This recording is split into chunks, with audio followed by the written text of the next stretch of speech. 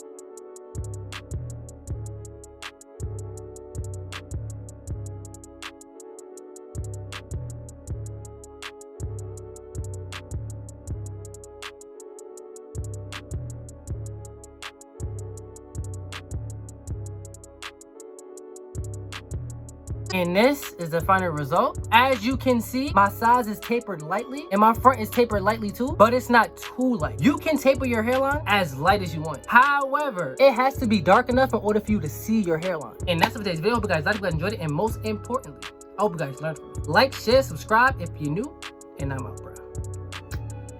Gang!